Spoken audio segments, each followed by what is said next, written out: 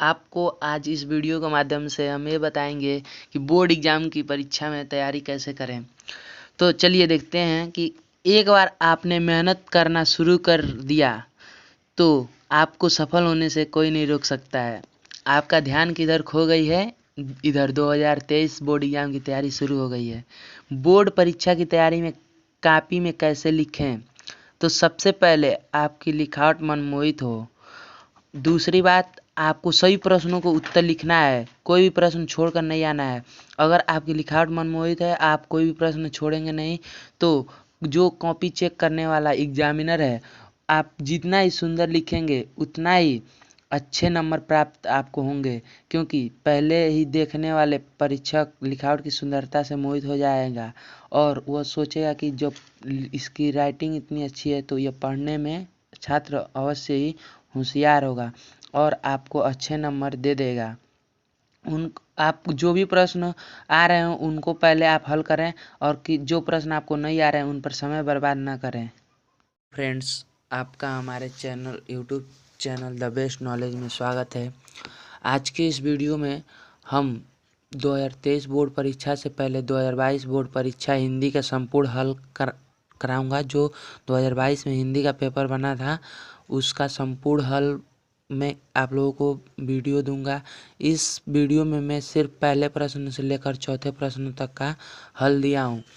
तो 2022 हिंदी पेपर में समय आपको 3 घंटा 15 मिनट होता है, पूर्णांक 70 नंबर का आता है और 30 नंबर आपको प्रैक्टिकल एग्जाम से मिलते हैं। तो नोट में आप लोग मतलब देखेंगे कि 15 मिनट जो आपको एक्स्ट्रा दिया जाता है वो प्रश्न पत्र पढ़ने के लिए, जो कि ये आपका प्रश्न पत्र है, इसको पढ़ने के लिए आपको 15 मिनट दिया जाता है जिसे आप पढ़ेंगे। तो मैं इस वीडियो में प्रश्न पत्र से देखेंगे और उसका उत्तर कॉपी में कैसे लिखना है वह देखेंगे। और ध्यान रहे, कॉपी में लिखने से पहले आपको कॉपी का लिखावट और आपकी हैंडराइटिंग बहुत ही अच्छी होनी चाहिए, ताकि आपको कॉपी जो चेक करने वाला एग्जामिनर वो देखते ही खुश हो जाए।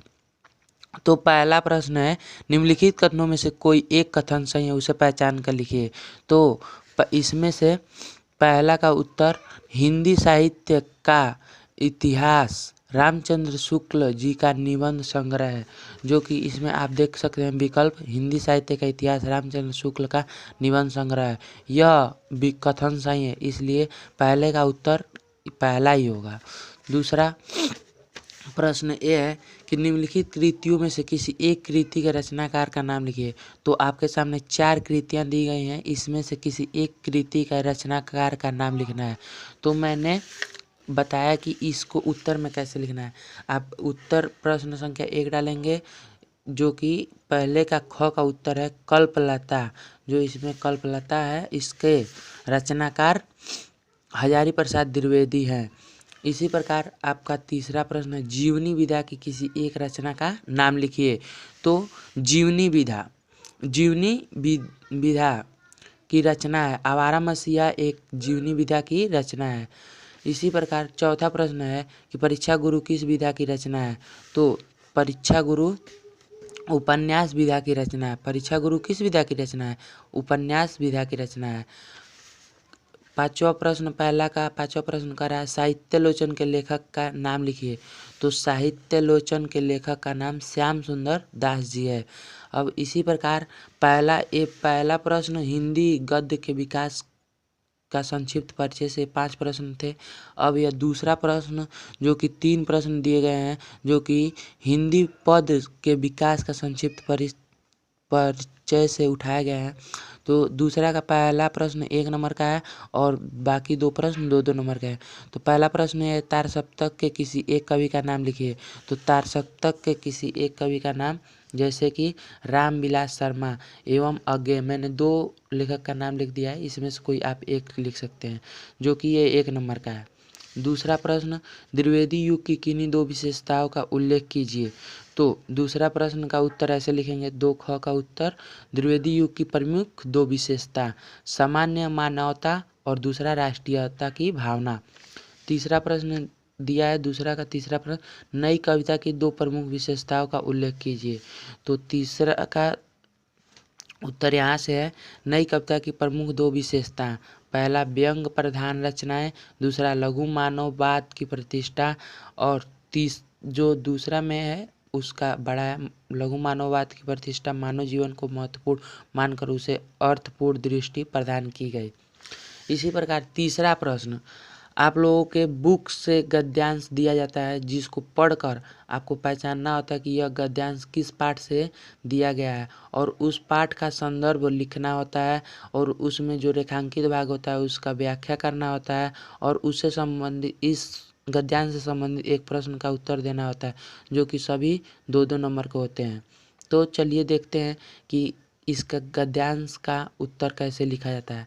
तो सबसे पहले हम लोग इस गद्यांश को संकेत के रूप में ऐसे लिखेंगे, संकेत के रूप में ऐसे लिखेंगे संकेत, कुसंग का ज्वार डैश डैश डैश और उठती जाएगी। जैसे कि इसमें आप लोग देखेंगे कि सबसे पहला शब्द दिया है कुसंग का ज्वार, सबसे भयानक होता है, और अंत में की ओर उठाती जाएगी। तो आप लोग देख रहे हैं कि संकेत ऐसे डालकर लिख देना है। फिर कह रहा है तीसरा का क प्रश्न, उपयुक्त गद्यांश का संदर्भ लिखिए। तो आप लोग ऐसे डालेंगे, उत्तर तीसरा का क का पहला संदर्भ, प्रस्तुत गद्यांश हमारी पाठ्य पुस्तक के गद्य खंड में संकलित मित्रता नामक पाठ से लिया गया है। इसके लेखक आचार्य रामचंद्र शुक्ल जी हैं। तो अब देखिए दूसरा प्रश्न कह रहा है कि गद्यांश के रेखांकित अंश की व्याख्या कीजिए। तो आप लोग देखेंगे कि मैंने यहाँ पर लिखा है दूसरा, रेखांकित भाग की व्याख्या। आचार्य शुक्ल जी कहते हैं कि मानव जीवन पर संगति का प्रभाव सबसे अधिक पड़ता है। जैसे देखिए इसमें ये जो दिया गया है, इसमें जो रेखांकित किया गया है वहीं तक का इसमें व्याख्या करना है। तो आचार्य शुक्ल जी कहते हैं कि मानव जीवन पर संगति का प्रभाव सबसे अधिक पड़ता है। बुरे और दुष्ट लोगों की संगति घातक बुखार की तरह हानिकारक होती है। जिस प्रकार तेज बुखार हमारी पूरी शक्ति स्वास्थ्य को नष्ट कर देता है, उसी प्रकार बुरी संगति में पड़े हुए व्यक्ति की बुद्धि, विवेक, सदाचार, नैतिकता एवं सभी सद्गुण नष्ट हो जाते हैं। अब इस तीसरा प्रश्न ये पूछा है, युवा पुरुष की बुरी तथा अच्छी संगति का क्या प्रभाव पड़ता है। तो इसका उत्तर आप लोग देखिए ऐसे लिखना है, तीसरा क का तीसरा उत्तर, युवा पुरुष की बुरी संगति से उसकी विकास की अपेक्षा विनाश उसका तय है। यदि अच्छी संगति से वह उन्नति करेगा और वो आगे बढ़ता जाएगा।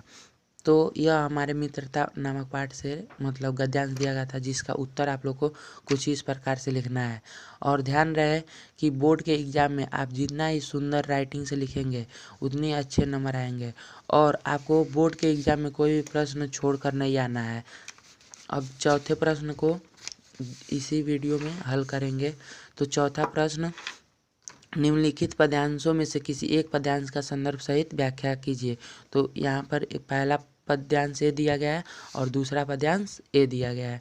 तो ये पद्यांश पहला में पहले वाले गद्यांश में पहला का ही हल दिया हो, तो इसलिए इसमें मैं दूसरा का हल दूंगा। तो जाति धर्म का संप्रदाय का नहीं भेद व्यवधान यहाँ, सबका स्वागत सबका आदर सबका सम सम्मान यहाँ, राम रहीम बुद्ध ईसा को सुलभ एक सा ध्यान यहाँ, भिन्न भिन्न एवं भव संस्कृतियों के गुण गौरव का ज्ञान यहाँ। तो देखिए इसको भी हम लोग ऐसे ही ख क का तो इसलिए नहीं दिए हैं क्योंकि पहले में क का दिए हैं। तो आप लोग दूसरे का ख संकेत ऐसे डालेंगे, जाति धर्म जो पहला शब्द है उसको लिखेंगे और ऐसे डैश डैश करके पूरा अंत में का ज्ञान यहाँ, ठीक है ना, का ज्ञान यहाँ ऐसे लिख देंगे। फिर संदर्भ में ऐसे लिखेंगे, प्रस्तुत पद्यांश हमारी पाठ्य पुस्तक के काव्य खंड के भारत का मंदिर यह शीर्षक से उद्धृत है। यह काव्यांश मैथिली सर और गुप्त जी द्वारा रचित है। अब इसकी व्याख्या करना है। तो इस जो गद्यांश दिया गया है इसका व्याख्या कैसे करेंगे, तो लिखेंगे हेडिंग व्याख्या। कवि कहता है कि भारत एक अद्वितीय देश है जहाँ किसी भी जाति पाति का भेद भाव नहीं किया जाता है। यहाँ हिंदू मुस्लिम सिख तथा ईसाई सभी संप्रदायों का स्वागत आदर के साथ बिना किसी भेदभाव के किया जाता है। भारत में भिन्न भिन्न संस्कृतियों के बारे में सभी लोगों को बताया जाता है। तो इस वीडियो में बस 4 तक ही प्रश्नों को सॉल्व कराया हूँ। आगे इसके आने वाले वीडियो में जीवन परिचय कैसे लिखना है और किनकी जीवन परिचय अधिक महत्वपूर्ण है। आप लोग गद्य खंड से किनका जीवन परिचय और पद खंड से किनका जीवन परिचय याद कर लेंगे, जो कि बहुत ही ज़रूरी होता है। इसके नेक्स्ट वीडियो में मैं इन्हीं जीवन परिचय कैसे लिखना है, कैसे उसकी तैयारी करना है, उसके बारे में वीडियो बनाऊँगा। और मैं आपको थैंक यू बोलना चाहूँगा क्योंकि आपने मेरी वीडियो को अंत तक देखा है। और मैं आपसे ये कहना चाहूँगा कि अगर आप मेरे चैनल पर नए हैं, मेरे वीडियो को पहली बार देख रहे हैं, तो आप मेरे चैनल को सब्सक्राइब कर दीजिए और वीडियो को लाइक कर दीजिए और इस वीडियो को आगे भी शेयर कीजिए ताकि और भी लोग इस वीडियो को देखकर लाभ उठाएं। Thank you.